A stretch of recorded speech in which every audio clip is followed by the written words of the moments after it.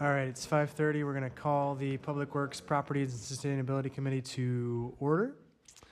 We have a quorum. The agenda was properly posted. Move to item number 3, public appearances, public opportunity to speak. We do have one wish to speak form. Charlie? You know the drill.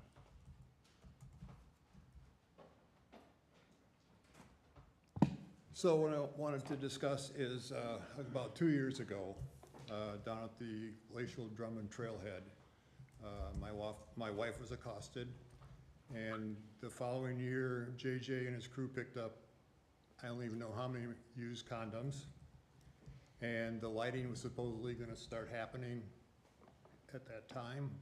The village board was who I presented it to, and now I'm here to find out where we at.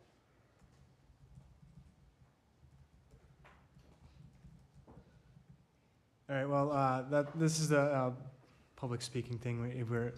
The rules set forth that we can't have a back and forth. So if there's an opportunity, perhaps in the future agenda items, we can mention that. But until then, is there anything else you'd like to say? Nope, I'd just like to see some action on it because. Okay, if you want to stick around, we can talk about it after the meeting as well. Yeah, no. Because. Just wanted to make people aware that Okay. it's been 2 years now. Okay, thanks. Is there anybody else in the room or on Zoom that would like to speak? Otherwise, we can move on to number 4, discuss and consider the minutes from the previous Public Works meeting. I'll make a motion to approve the previous minutes. Second. Motion and a second. Anybody have any comments or questions? All right, all those in favor? Aye. Aye. Aye. Opposed? All right, motion passes. 5, unfinished business. Discuss reallocation of funds, recommendation to the village board related to street and sidewalk maintenance.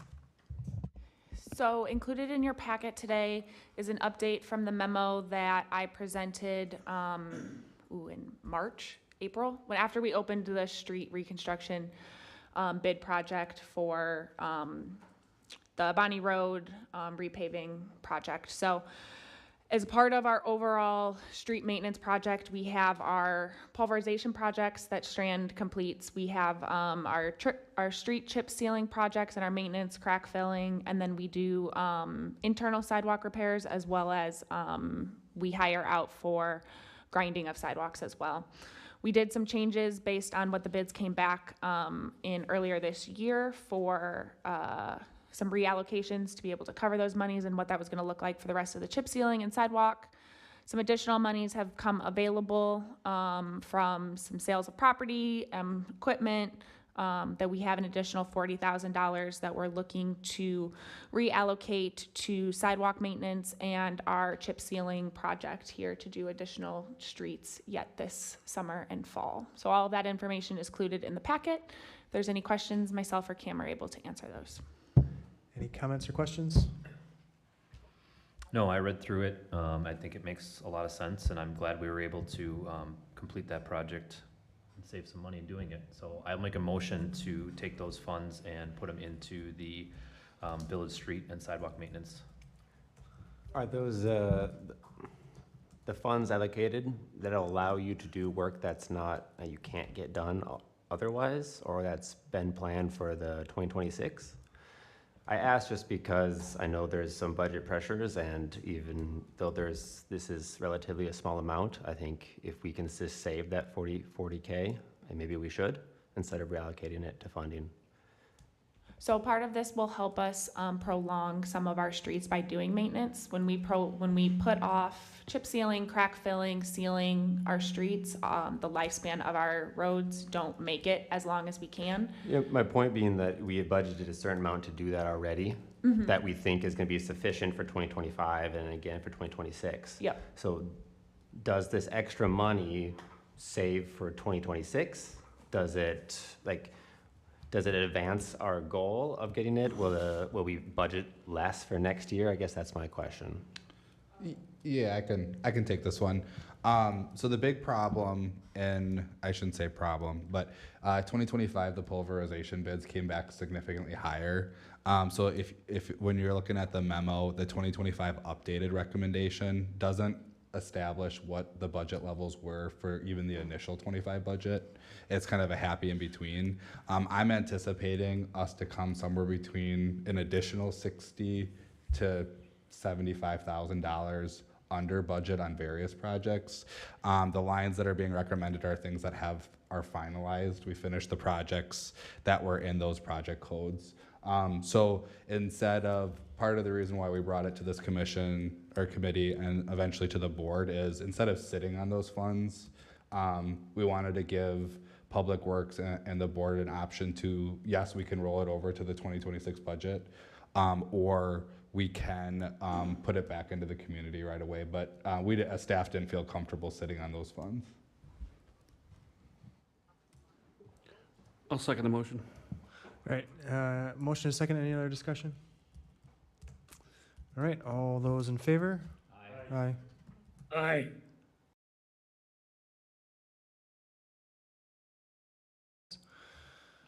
We'll move to C, discuss sustainability goals.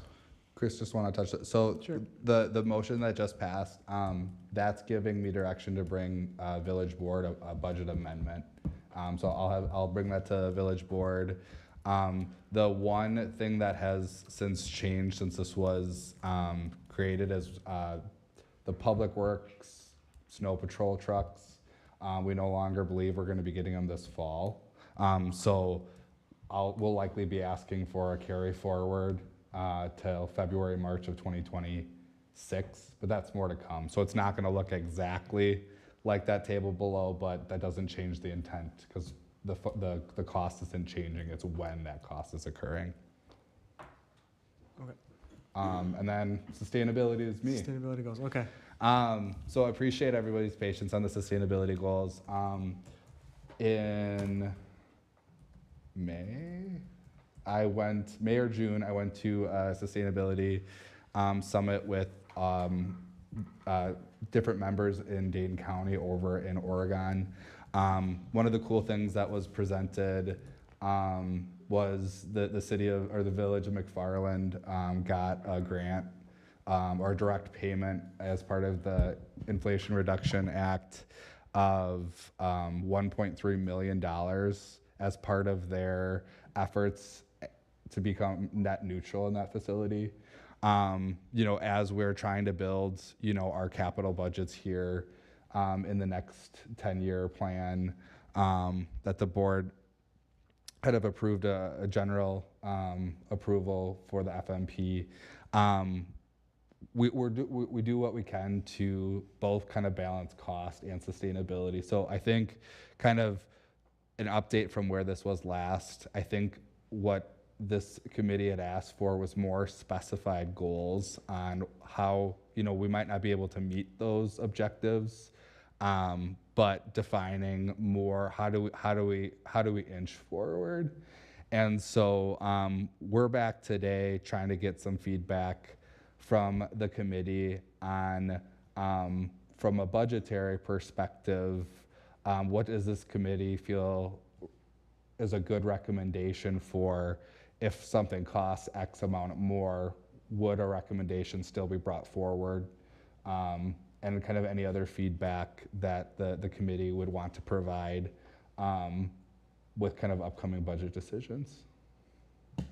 Any thoughts from any members? So is the question, like, if we're considering a purchase of a vehicle, the question is, do you want us to also price an electric vehicle if it's comparable and provide that as an option to the decision makers? Similarly, if we're doing a building project, you want to see what it would cost to make it net zero or to do more sustainability aspects to that project? Yeah, I think we kind of have to marry this with goals. And I think, in my position, oftentimes it's bringing forward the cheapest responsible option. 9.9 out of 10 that does not have a sustainable feature to it. And so, the current board guidelines for both the financial management plan and how we evaluate vehicles does not have any consideration for how do we get to net zero, while we have it in our missions, vision, value. That's kind of what we're here trying to figure out. How do we possibly make some changes and recommendation, while not obviously causing any financial distress. I mean, one of the things Kyla and I talked about was, a certain percentage of the facility maintenance budget goes into replacing fixtures to LEDs or other things that help. So there's definitely ways we can not take significant budget dollars, but try to start to make impact. And so when I was at that summit, realizing there are so many different things we can be doing, getting help and honing in what this committee would like us to focus on, whether it be vehicles, facilities, fixtures, just general operations would be helpful. And I know that's a very broad question for this committee to discuss, but just kind of looking for better direction. So I guess my thought process to that and what I thought about leading up to this meeting was, yes, do we create a line item in the budget for fixture replacement, whether it's plumbing fixtures or electric fixtures, to upgrade each year and try to improve upon that? And we can choose how much we spend in a given year based on what you've analyzed over the year. Does it make sense to do it because we're renovating the Parks and Rec facility areas or the, whatever areas that it makes sense to do it at that time? So I guess my suggestion was to talk about maybe a line item like that, and then we can discuss every year how much focus we want to put on it. And then if we are doing a major building upgrade or a major equipment purchase, one talking point should be what are the sustainable aspects that we could incorporate, and at that time we can discuss it. A lot of what we talk about here are larger equipment and larger trucks where it's not an option to go to electric. And over the last couple of years, we've always talked about our lighter duty stuff, looking at the electric option, and so far it just has not made financial sense for our current position up until this point. But it doesn't mean that we shouldn't discuss it for a couple minutes every time we're considering a purchase to see if it's a viable option. Is that the direction you're looking for? Anybody have any more comments on that? I mean, that sounds good to me. So I'd kind of like to take, Nick has provided some feedback prior as well. I'd kind of like to take some of this discussion and work with Dane County and see kind of what they would recommend on, based off of this direction, what's the best way to either build this into policy or set kind of goals based off of what we think our budget is. Thank you. I was just going to mention it's a bigger ticket item, but a leaf vacuum, like City of Madison has. I know that. I know it's a big item, but I know particularly in my neighborhood, there's leaves always in the drainage system, and from a Clean Lakes perspective, I don't know if that would make a big impact, but maybe that's something we could look at and price out and see if there's an appetite. I mean, I know there is from a citizen standpoint of people would love to have their leaves picked up, but I think it's sustainable as well. Yeah, we've done that a couple times over the past 5 or 6 years, and so dusting it off and talking about it again is not a bad idea, because you're right, as we get older, we have more trees and the leaves are a bigger concern. You think you have what you need, Cameron? Yeah, I'm just going to briefly just share kind of what was talked about at the last meeting, which I think the big part about this is kind of closing in on, I think in general, we're kind of in alignment. So what was previously kind of presented, any facility project should include sustainability options to the village board to consider. Kind of the point 2 for starting the budget prioritization process. Kyla would bring, a project forward, a minimum of 1 facility project, and then again, whenever regardless of and this was what was talked about previously, regardless of the vehicle that's being brought forward, an electric option should be at least investigated to get pricing on. And so kind of walking back at what the discussion was last time, I think these are good action steps. These aren't necessarily good goals. And so trying to kind of, how do we get goals out of this that are achievable and into the direction that the board and village want to go? So. On the electric vehicle front, do we have an idea of how many charging stations we have in Cottage Grove? I don't know. We don't have any public ones that I'm aware of. I only know of one private one that I've seen, and that's at the Summit building. We have charging stations in the employee parking lot. But one of the concerns that I would have is if we are converting our vehicles and there's, yeah. Yep. So like one of the things that kind of with that point that is considered in the proposed police station is some built-in station. So while we don't currently exist or have the infrastructure to charge pure electric, we do have one hybrid police vehicle that is charged and can be charged with a standard port, but we'll have to work forward on how do we actually bring our infrastructure to be able to, because I don't even know what the conduit requirement is if we're talking about plugging in several vehicles in a. I do know the police station does have the infrastructure being in place as part of that proposed project, so no future pavement or landscaping green space would be disturbed if we were to implement that on the PD side. But there's a lot of the infrastructure that goes along with it is not cheap. I know Strand does do a lot of, I'm gonna put you on the spot because you don't do solar design, do you? I don't. Electric design. I don't, but so we have in some of the communities, sometimes they're the bigger ones that have adopted this a little faster in their actual facilities. For instance, like in your public works garage, you would set that up with a bay of charging stations, you know, so it wouldn't be a public station that you'd be worried about, but you'd be coming in back into your public building and charging from there. You know, maybe the police department's set up that way too. If they're gonna be storing stuff indoors, sometimes they'll have some of that right indoors where they're storing stuff. But either way, or you set up the parking lots with the conduit in the ground and stations that you can set up pretty easily, yeah.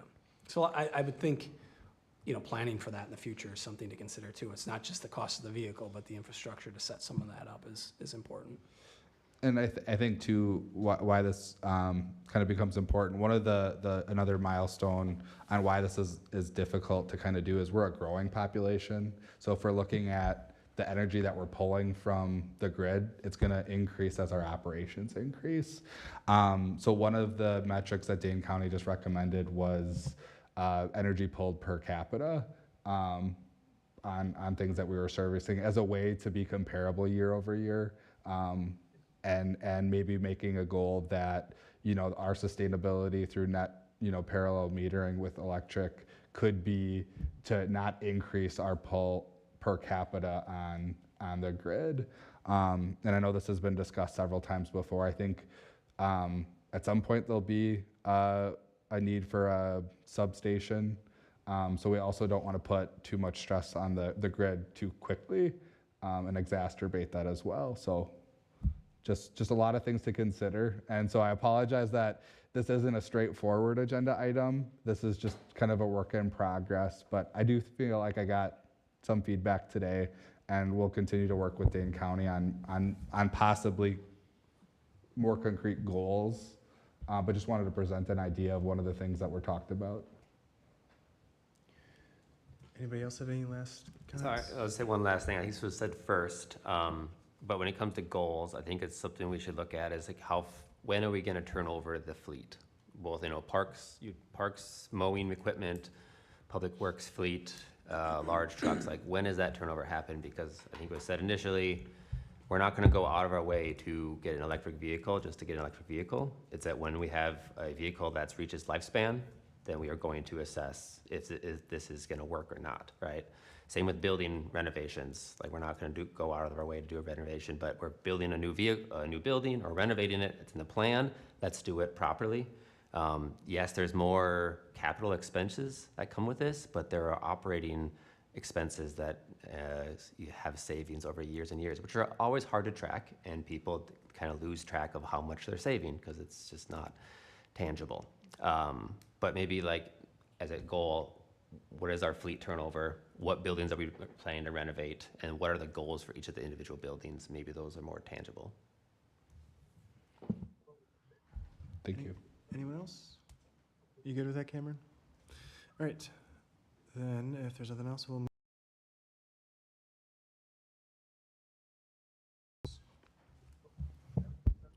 Okay, in your packet, there was a little presentation that was put together, just really a PDF.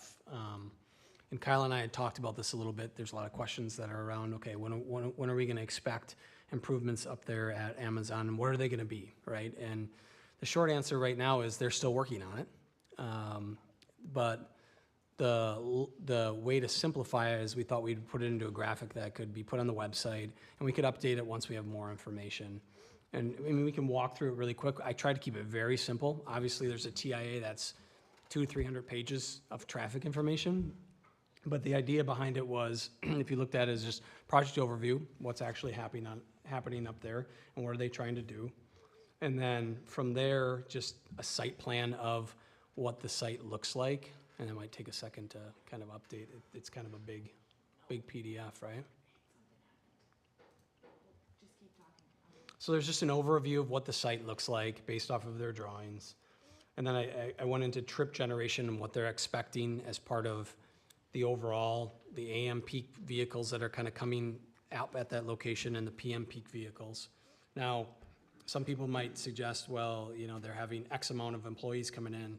Shouldn't that bring more trips? Well, a lot of their shifts are just off the peaks when they bring them in. So like a peak period for normal traffic may be from 7 to 8, but they're bringing in, let's say, their AM people from 6 to 7. So there's not as much of an overlap. So the PM's a little bit more, and I just included those numbers in the slide, 788 trips in the morning and 999 or 1,000 trips at night during that hourly peak period.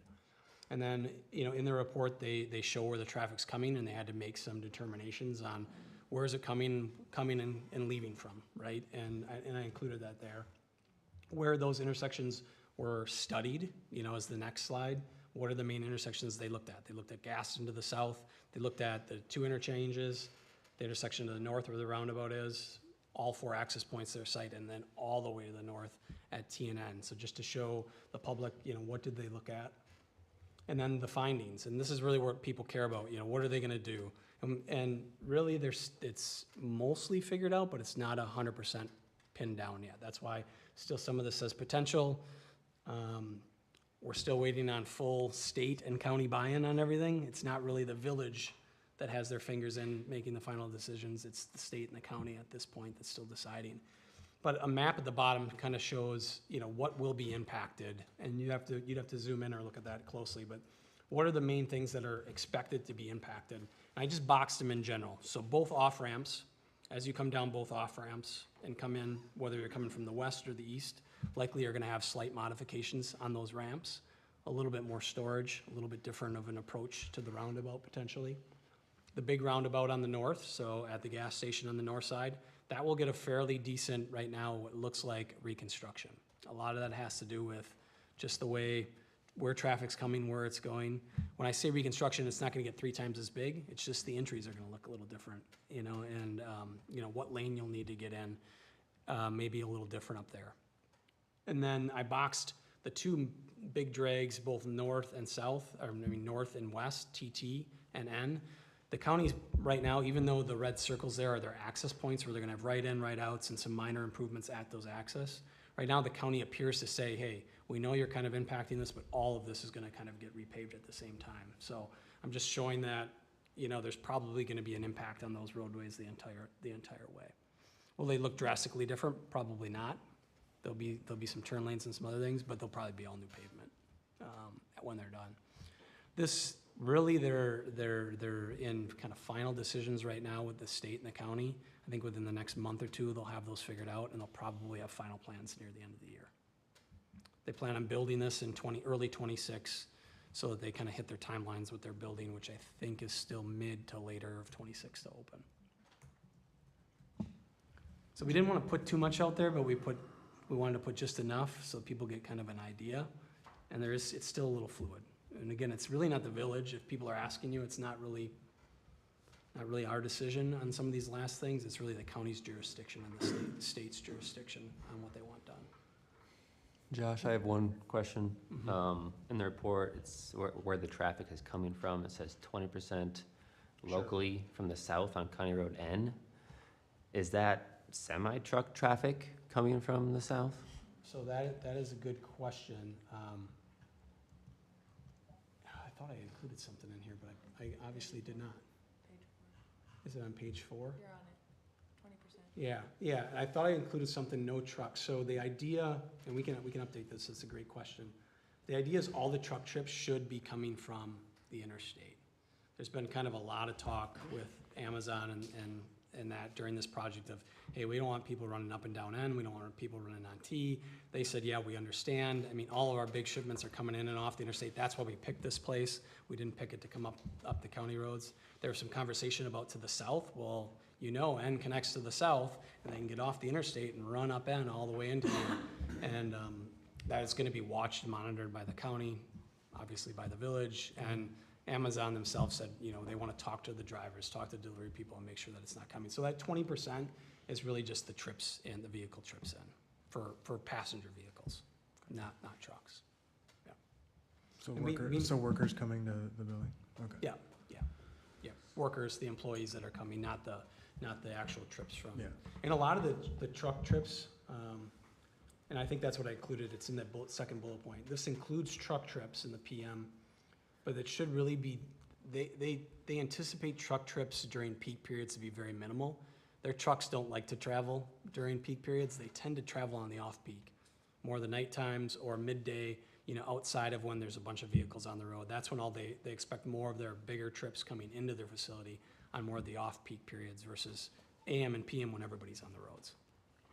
So the improvements I'm assuming to the roundabout primarily, would that be a rebuild of the roundabout? There's gonna be, on the north side, I anticipate from some of the discussions that there's gonna be a decent amount of rebuild. Coming from almost all 4 directions, the north might be okay, but all the other 3, east, west, and south, I think have to be slightly modified on how you come into it and what lane you pick.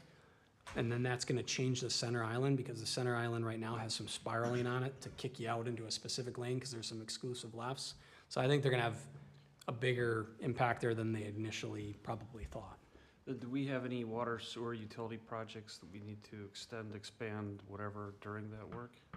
That's a good question. I think water is north of the roundabout, and I know it's definitely east of the roundabout. Correct. We have water and sewer that are stubbed both directions already as part of this. And then part of the project, one of the projects that we're looking at on the utility side for 2026 is looping the water main on Gaston and TT, which would stop right before this intersection at the roundabout. Pick it up where it is now. Where it and is then- now then take and it go, further east. further east. Or towards McCarthy Park? Correct. Yeah, ahead of this project, or around the same time, Mhm. probably. Okay. Can you remind me, when is the building supposed to begin operations? I may not be the right person to ask, but I believe that they wanted to be ready for the 26 holiday season. Okay. Whatever that means to Amazon. Any other questions, comments? Yeah, I don't know if they'll make prime days of like right now. I think it's like their second one, like late at 26, right? Anyone else? Is a roundabout still the best option there? They've kicked that back and forth and discussed that a lot, and I think the state and the county and they all agree that yes, it's the right scenario. Talking outside of this project overall, if Madison, Sun Prairie, Cottage Grove continues to grow the way it does, these are gonna start to see some more delay and capacity issues, right? And I'm not saying that in a bad way, I'm just saying that's what happens at intersections. There's one reliever that could really help this, and the city of Madison has been pushing for it, and that's it's an interchange at Milwaukee Street, which is just west of here, right? That would actually probably take a lot of relief off of this interchange. That would extend even the life of all of these roundabouts and everything else. I guess you have that roundabout to the south too, which would clog, like you can't have a stoplight, traffic light there, can you? Right. Okay. Yeah. The road improvements then as well, do you know what that's gonna look like? Is it just be like a third lane for a turn lane, or is it gonna be broader than that? Some of it's gonna be, they're gonna have to develop a left in, right, where there isn't one today, so they'll have to kind of shift some traffic, over to develop that left turn base so they can get out of the through lanes, and then there'll be right lanes going in from the other directions too. So there won't be a full third lane, but there's gonna be a lot of these kind of, shifting and moving. The road's gonna widen to develop left turn lanes in and right turn lanes from the other direction, so. Okay. Yeah, I think we'll know more in a couple months. I think we'll actually be able to see some stuff at this committee where we'll see some plans. I just hesitated when you said not a full lane. I know these are semi trucks moving in, right? We wanna make Yeah. sure that Yep. there's plenty of Yep. designated road. So that right now, as you go north, that's a good question. As you go north, I think that's a 3-lane section in the sense of there's a striped center turn lane there, right by the gas station. They are planning on extending some of that up so that vehicles can get out of that through lane, then turn left into both that first access and I believe even the truck access. So we'll see what they come up with there. So there would be this like is a Dane third County lane. doing Yeah, all that, right? yeah, They're, yeah. okay, yeah. Yeah. Yep, Dane County is that's all of their jurisdiction, both on TT and N. Yep. I remember asking this question years ago, but what would trigger Highway N from being a county highway to a state highway? With the amount of traffic from Stoughton to Sun Prairie, is it a vehicle per day or does it stay as a county highway forever? Yeah, that's a good question. I don't know how they ever, I would guess the state would probably want it to be the counties as long as they Yeah. can have it. And you can see, there's some big county roads, right, that throughout this county that have been expanded. I don't know if the state would want to take something like that over. I know when Amazon was coming in, the county did say, hey, we want additional right-of-way, and we asked for additional right-of-way. I forget what we're getting on the Amazon side, maybe an additional 20 feet to get close to 100 feet, because they know this is a major arterial. Someday, to the north, this might be a 4-lane divided, with a median or something, with turn lanes even on that. They understand that this is a major arterial to the north, as part of the overall Dane County corridors. Dane County understands that. But even the Milwaukee interchange would maybe change some of that too, How does a bunch of the infrastructure look over here? I know the 94 study is gonna look into a lot of that's coming up as well. When you asked about the roundabouts, it could be a diverging diamond or a single point interchange or something else in the future that's a lot different than what's out there today. Yeah. Yep. Anyone else? Okay, then we'll move to 6B, discuss draft updated snow and ice control program. Included in your packet is my draft version of an updated snow and ice program that was last updated in 2009. It'd been on our village website. We realized it has now 16 years old. Thought it was time for a little rebrief, little tune-up. Big things, to be honest, a lot of it was already kind of in place and we were following it. We updated a lot of personnel titles as staff have changed around. We no longer have a foreman. We've updated some responsibilities. We've included a personnel portion as well to kind of give our public works staff an understanding of which they already know of how snow plowing works. They're always available in the winter months. We also have, as part of our snow plowing operations, park staff assists with snow plows. So when snow plow operations happen, park staff, including parks and forestry, they come over and they assist with removing bike trails, our public sidewalks. So they assist in our snow plow operations as well. So including them in this policy was something that we did as well. And in addition to including our brine capabilities that we have a brine tank, we have snow patrol trucks that are coming that are 2 new ones that are now coming in February or March that we found out today. We'll have brine capabilities on them, and we already have one one-ton truck that has brine capabilities as well, so including that in the policy, and putting a little more up to date on how we attack snowstorms as it is.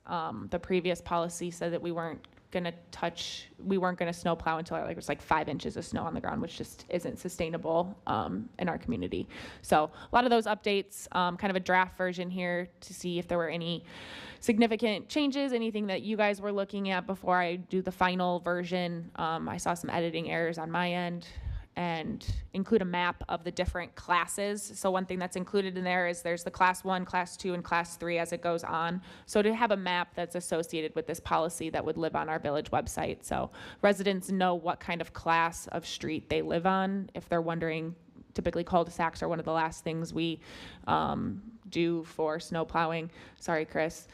And then the other thing is we wouldn't use those Saturday and Sundays or overtime to remove snow from those cul-de-sacs. We'll do that during regular operational hours. So all that's kind of in the policy. Are there any questions, concerns, things you guys have, questions you want to discuss?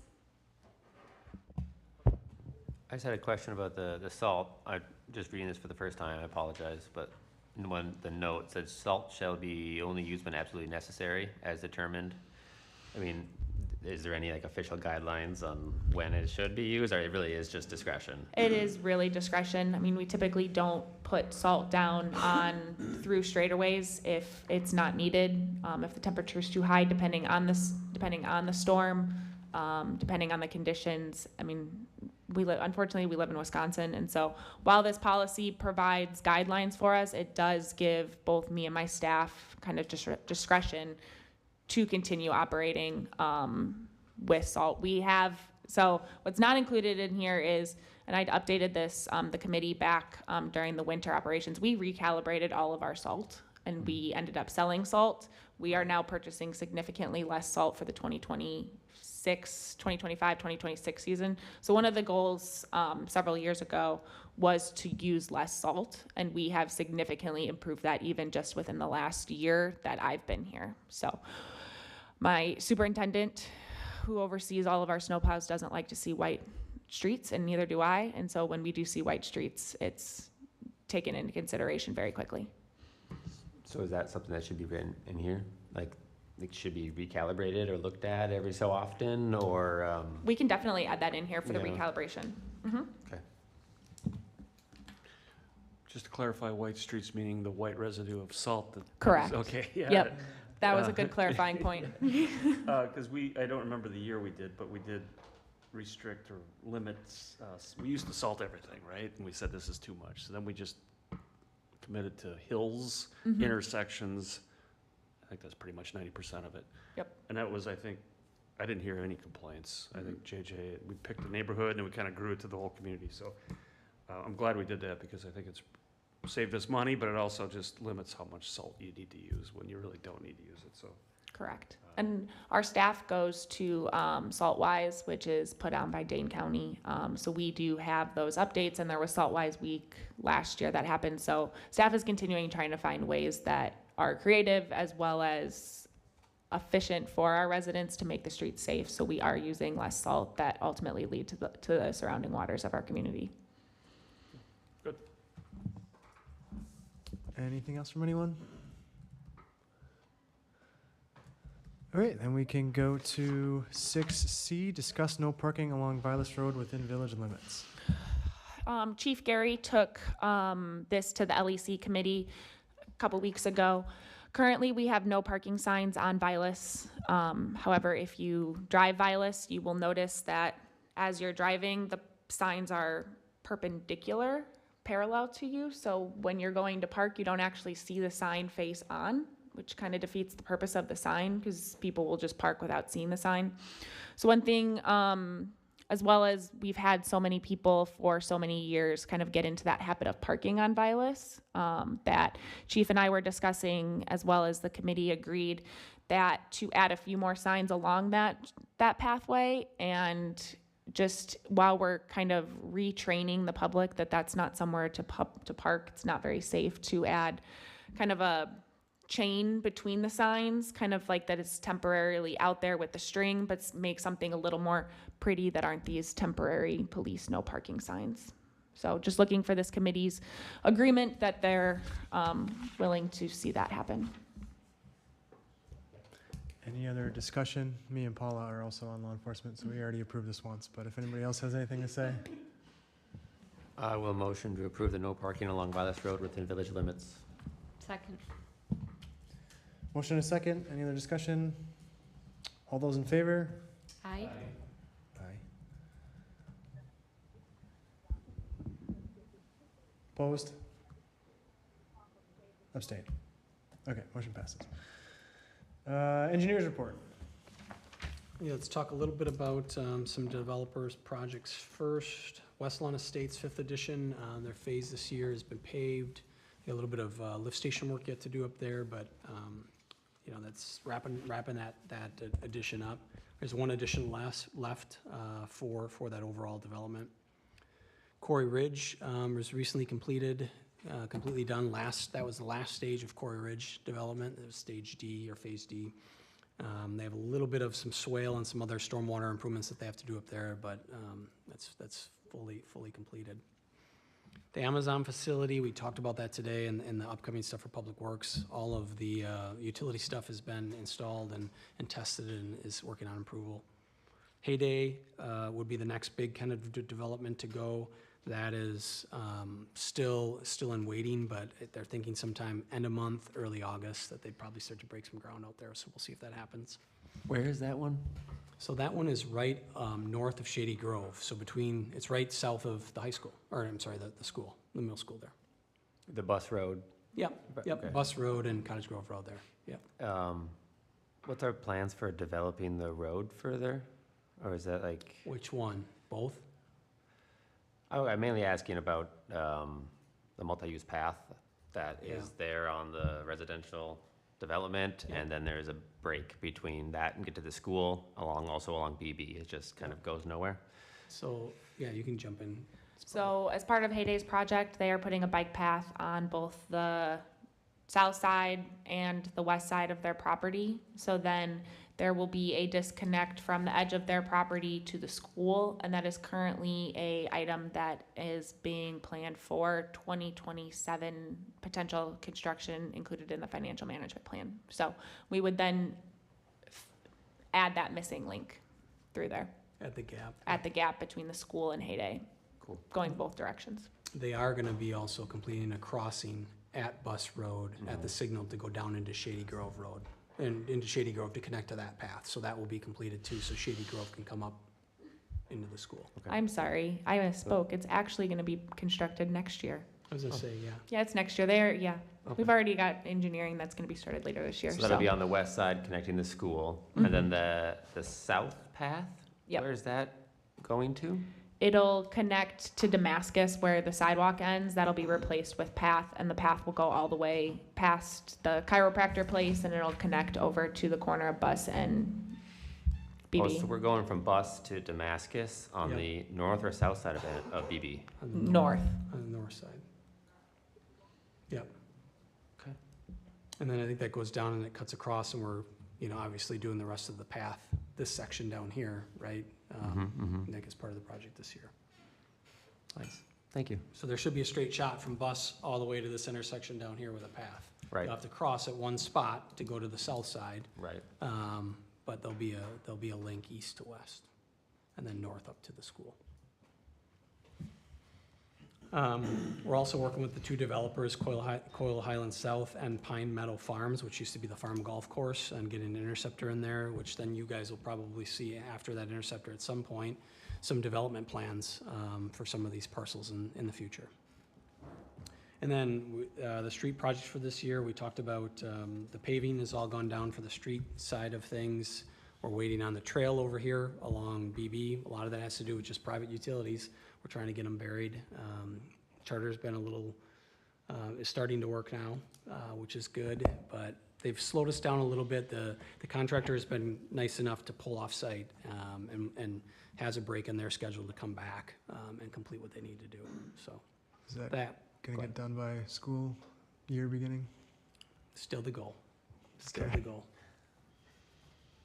I'm trying. Mm-hmm. And There is a lot of effort, and both on Kyla's part, Christine's part on our end, who's running the project on my end, to stay on the utilities there to get out of the way. Okay. Constant And- reminders, constant updates. And I interrupted before you were going to talk about the beacon, but is that going to be done by school That- too? Yeah, that's Okay. the goal too. 'Cause they were thinking about starting that near the end of this month. I think they're still kind of waiting on, well, when's the other path gonna go and when's the right time to come back and start something and then stay here to do it all. So, If we can't do it before the school year, would we just kick it into next year, next summer? Would you want construction going on with the school? I am extremely, extremely hopeful that it will be done before September. I don't want to talk on that end yet because between me and Christine, we probably talk to TDS and Charter every other day. yeah. So we're on them and they are fully aware that if things don't happen sooner rather than later, that people higher up than me are going to get involved. So they are in our right of way. They do know that they have to move for this project and that they are required to. Yeah, let's wait a month and then have that discussion. I think, again, Andy, it's not a bad discussion on what do we do if we continue to get delayed, though. Yeah, I'm just thinking I know the amount of pedestrian traffic in the school time frame at that intersection. Mhm. I just don't think it'd be a good idea to mix construction with Yeah. little kids, but. Yep, yep. Anyway. Yeah, I think that's a fair point. I think once our contractor can get on it, it will go fairly quick. It's just a matter of getting those utilities out of the way. That was all, whoops, did I have anything else?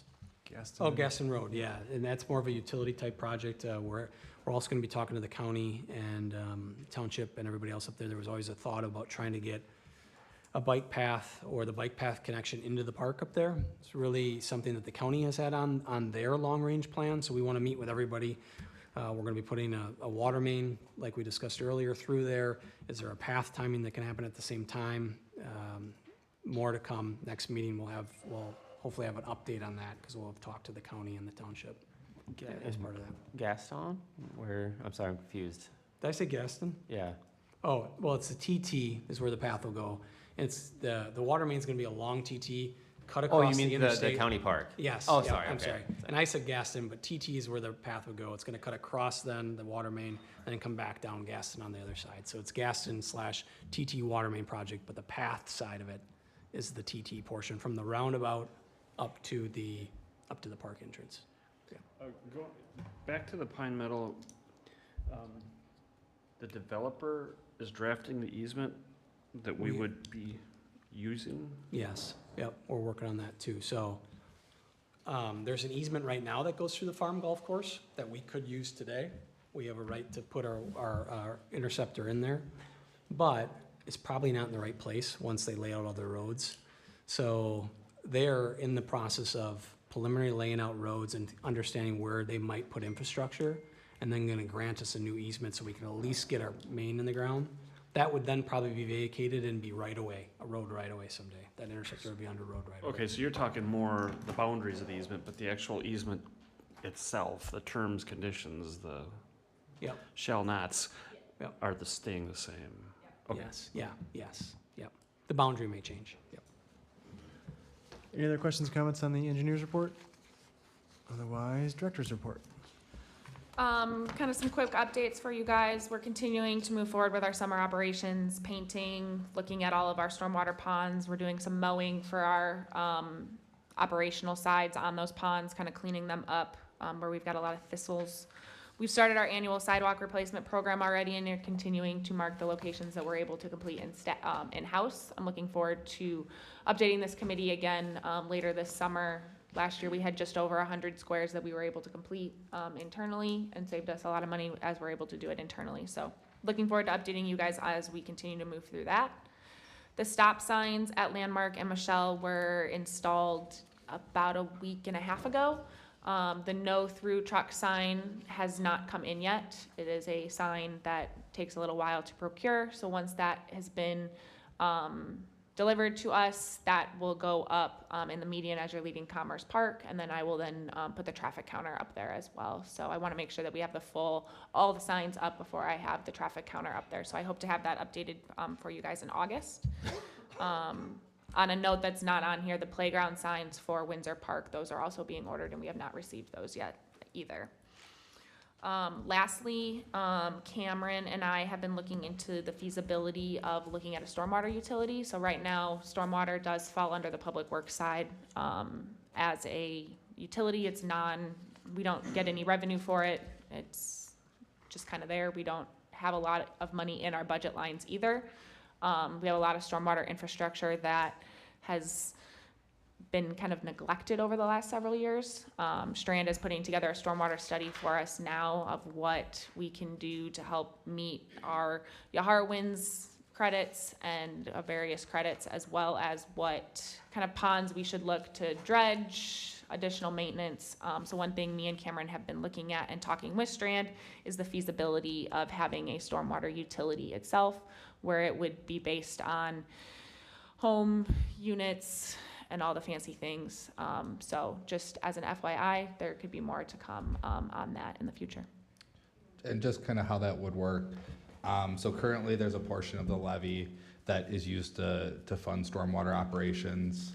We were required to reduce our levy by that amount, and then we would create a stormwater utility similar to the way water and sewer charge user fees. The reason why this becomes so popular is the current property tax method, you aren't able to obviously assess charges to tax exempt entities.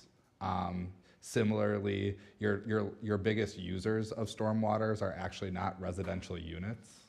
They're commercial and larger properties. So really what this does is, what is the draw on the stormwater and stormwater infrastructure, and properly assign cost. This is a better, more equitable way to distribute the stormwater actual cost, as well as we've had so much stormwater infrastructure put in recently. This will provide funding for maintaining that infrastructure as well.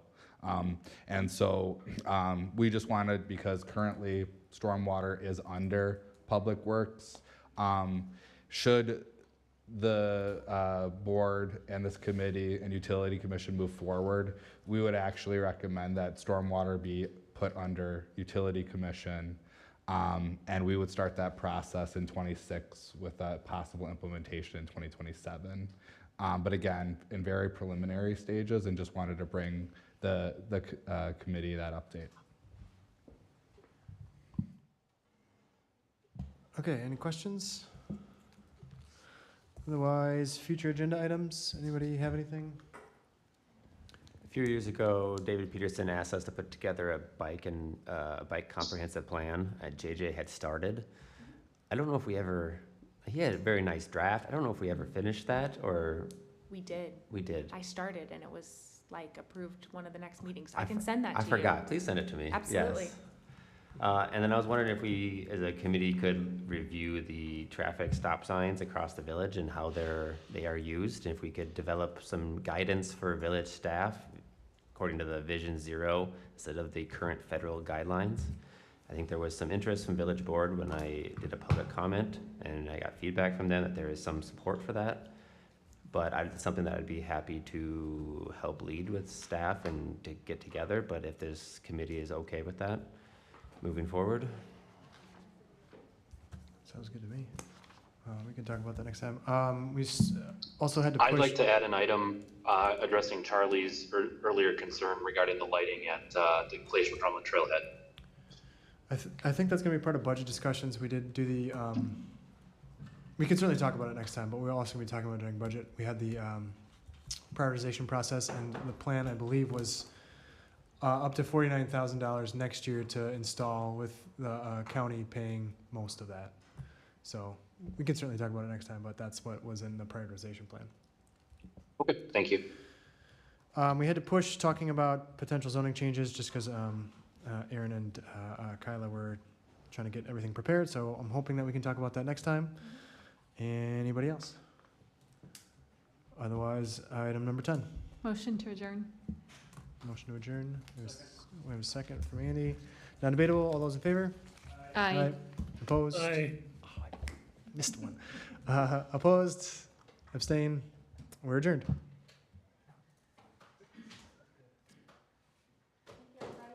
Mhm.